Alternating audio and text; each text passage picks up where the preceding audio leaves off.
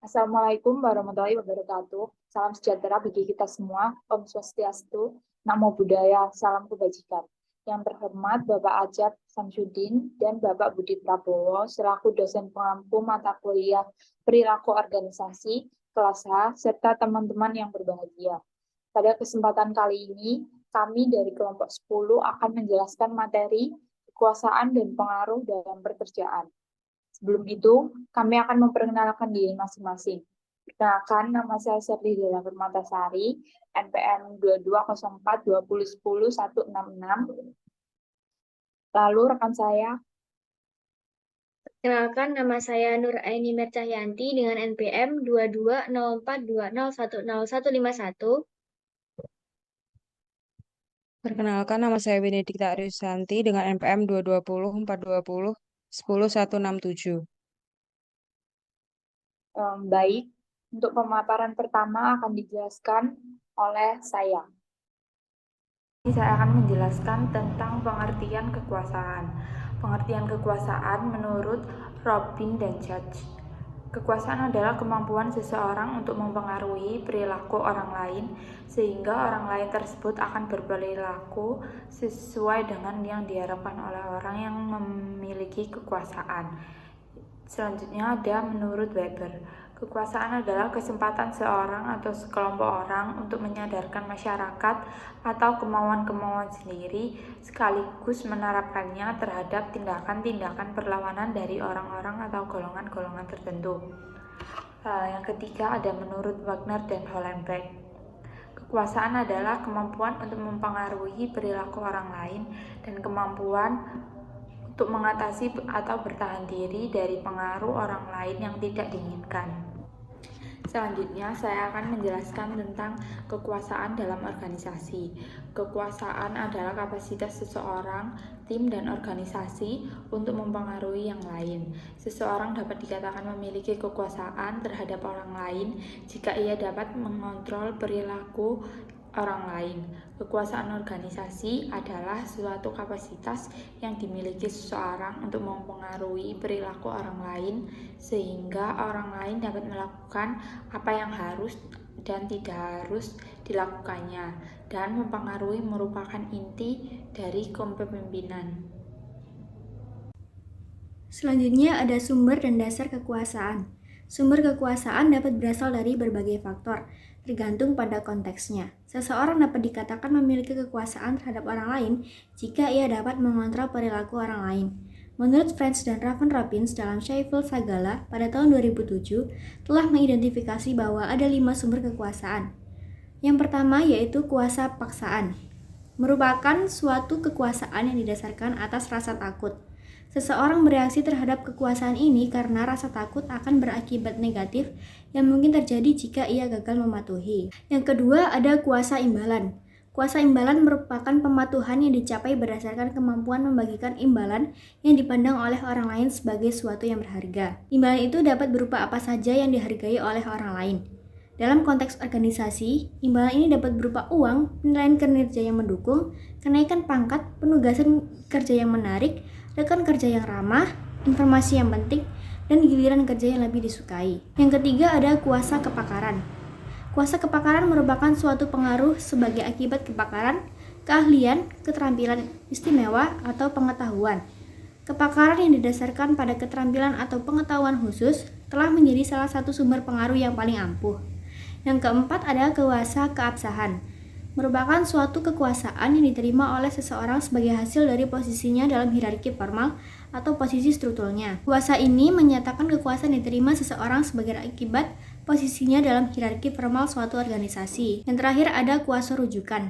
Kuasa rujukan merupakan suatu pengaruh yang didasarkan pada pemilihan sumber daya atau ciri pribadi yang diinginkan oleh seseorang individu yang lain, yaitu pemihakan kepada seseorang yang mempunyai sumber daya atau ciri pribadi yang diinginkan oleh seseorang. Berikutnya, kekuasaan bersumber pada suatu hal. Yang pertama, kekuasaan yang bersumber pada kedudukan. Kekuasaan yang bersumber pada kedudukan terbagi ke dalam beberapa jenis, yaitu kekuasaan formal atau legal, kendali atas sumber dan ganjaran, kendali atas hukuman, kendali atas informasi, dan kendali ekologi. Yang kedua, kekuasaan yang bersumber pada kepribadian. Kekuasaan yang bersumber pada kepribadian ini terbagi menjadi beberapa jenis. Yang pertama, keahlian atau keterampilan. Yang kedua, persahabatan atau kesetiaan. Yang ketiga, karisma. Berikutnya, kekuasaan yang bersumber pada politik. Kekuasaan yang bersumber pada politik terbagi menjadi beberapa jenis. Yang pertama, kendali atas proses perbuatan keputusan. Yang kedua, koalisi. Yang ketiga, partisipasi. Dan yang terakhir, institusional. Berikutnya, terdapat tipe-tipe kekuasaan. Yang pertama, menurut French dan Raven, pada tahun 2012, mengidentifikasi 5 bentuk kekuasaan yang dimiliki oleh seorang pemimpin. Yang pertama, kekuasaan ganjaran, yaitu suatu kekuasaan yang didasarkan atas pemberian harapan, pujian, penghargaan, atau pendapatan bagi terpenuhinya permintaan seorang pemimpin terhadap bawahannya. Yang kedua, kekuasaan paksaan, yaitu suatu kekuasaan yang didasarkan atas rasa takut. Seseorang pengikut merasa bahwa kegagalan memenuhi permintaan seorang pemimpin dapat menyebabkan dijatuhkannya suatu bentuk hukuman. Yang ketiga, kekuasaan legal, yaitu kekuasaan yang diperoleh secara sah karena posisi seseorang dalam kelompok atau hierarki keorganisasian. Keempat, kekuasaan keahlian, yaitu kekuasaan yang didasarkan atas keterampilan khusus, keahlian atau pengetahuan yang dimiliki oleh pemimpin yang para pengikutnya menganggap bahwa orang itu mempunyai keahlian yang relevan dan yakin keahliannya melebihi keahlian mereka sendiri. Terakhir, kekuasaan acuan, yaitu suatu kekuasaan yang didasarkan atas daya tarik seseorang. Seorang pemimpin dikagumi oleh para pengikutnya karena memiliki suatu ciri khas. Di pihak lain, Boulding mengatakan ada 3 jenis kekuasaan dalam mempertahankan organisasi. Yang pertama, kekuasaan destruktif adalah kekuasaan yang berpotensi untuk menghancurkan dan mengancam. Yang kedua, kekuasaan produktif atau menghasilkan bersifat ekonomik, meliputi kekuasaan untuk menghasilkan dan menjual. Yang ketiga, kekuasaan integratif berarti mendorong kesetiaan, menyatukan orang bersama dan mampu menggerakkan orang ke arah tujuan bersama. Menurut Boulding, kekuasaan integratif merupakan bentuk kekuasaan yang paling dominan. Berikutnya ada taktik kekuasaan. Taktik kekuasaan adalah cara di mana individu menerjemahkan basis kekuasaan ke dalam tindakan spesifik. Menurut Robbins dan Judge dalam Wibawa pada tahun 2014, mengidentifikasi adanya 9 taktik, yaitu sebagai berikut. Yang pertama, legitimasi. Legitimasi mendasarkan pada posisi kewenangan kita atau mengajukan permintaan sesuai dengan kebijakan atau aturan organisasional. Yang kedua, rational persuasion. Menunjukkan argumen yang logis dan kejadian faktual untuk menunjukkan bahwa permintaan adalah masuk akal. Yang ketiga, inspirational appeals. Membangun komitmen emosional dengan membandingkan pada nilai target, kebutuhan, harapan, dan aspirasi. Yang keempat, consultation. Meningkatkan dukungan target dengan melibatkan mereka dalam memutuskan bagaimana kita akan menyelesaikan rencana kita. Berikutnya ada exchange. Menghargai target dengan manfaat atau keuntungan dalam pertukaran untuk memenuhi permintaan. Lalu, ada personal appeals, yaitu meminta kepatuhan didasarkan pada persahabatan atau loyalitas. Berikutnya ada ingratiation, yaitu menggunakan bujukan, pujian, atau perilaku bersahabat sebelum membuat permintaan. Berikutnya ada pressure, menggunakan peringatan, permintaan berulang, dan tantangan. Yang terakhir ada coalitions, yaitu memperoleh bantuan atau dukungan orang lain untuk membujuk target untuk menyetujui. Kemudian yang selanjutnya saya akan menjelaskan tentang beberapa taktik mempengaruhi. Yang pertama ada rational persuasion, yakni usaha untuk mempengaruhi seseorang dengan menggunakan alasan, logika, maupun fakta. Yang kedua ada inspirational appeals, yakni usaha untuk membangun antusiasme orang lain dengan daya tarik pada emosi, gagasan, maupun nilai pada orang lain. Yang ketiga ada consultation, yakni mendapatkan orang lain dengan cara berpartisipasi dalam suatu perencanaan. Yang keempat ada ingratiation, yakni mendapatkan seseorang dalam suasana hati yang baik sebelum mereka mengajukan sebuah permintaan. Yang kelima ada personal appeals, yakni menunjukkan persahabatan dan loyalitas ketika mereka mengajukan sebuah permintaan. Kemudian yang keenam ada exchange, yakni menyatakan suatu janji dengan menukar kebaikan dengan cepat. Yang ketujuh ada coalition tactics, yakni mendapatkan orang lain mendukung usaha dengan membujuk seseorang. Yang kedelapan ada pressure, yakni menuntut pemenuhan dengan menggunakan intimidasi atau tantangan.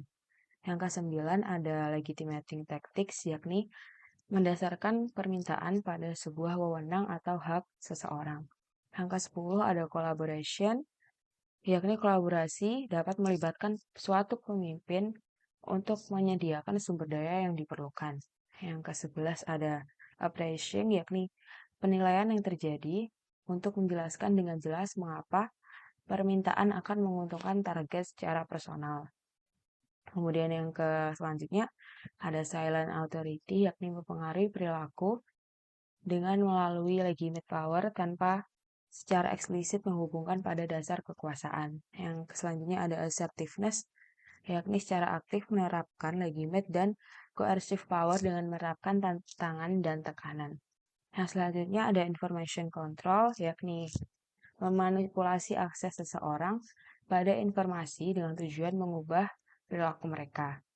Yang selanjutnya ada upward appeal, yakni mendapatkan dukungan dari suatu orang atau lebih dengan kewenangan atau keahlian yang lebih tinggi. Yang terakhir ada menggunakan persuasion, yakni menggunakan argumen yang logis, kejadian nyata, serta tampilan emosional untuk memaksa orang menilai permintaan. Baik, yang selanjutnya saya akan menjelaskan tentang sumber dan bentuk kekuasaan. Yang pertama ada kekuasaan paksaan, yakni kekuasaan ini akan bersumber pada rasa takut, di mana pemimpin menggunakan kekuasaan ini untuk cenderung memberikan hukuman maupun pemecatan kepada karyawannya. Yang kedua ada kekuasaan atau legitimate power, yakni kekuasaan yang bersumber pada suatu jabatan yang dipegang oleh pemimpin.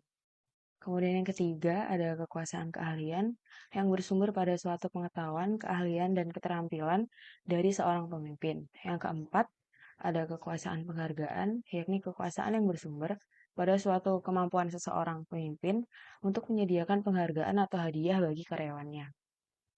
Kemudian yang ketujuh ada kekuasaan referensi, yakni kekuasaan yang bersumber pada sifat atau pribadi dari seorang pemimpin itu sendiri. Yang keenam ada kekuasaan informasi, yakni kekuasaan yang bersumber dari informasi yang ada pada seorang pemimpin dari pimpinan perusahaan. Kemudian yang terakhir ada kekuasaan hubungan, yakni kekuasaan yang bersumber pada suatu hubungan yang dijalin oleh orang-orang penting dalam suatu organisasi maupun perusahaan. Itu tadi sedikit pemaparan materi kekuasaan dan pengaruh dalam pekerjaan dari kelompok 10. Sekian presentasi yang dapat kami sampaikan. Apabila terdapat kesalahan, baik itu yang disengaja maupun tidak disengaja, kami memohon maaf yang sebesar-besarnya. Saya akhiri. Terima kasih. Wassalamualaikum warahmatullahi wabarakatuh.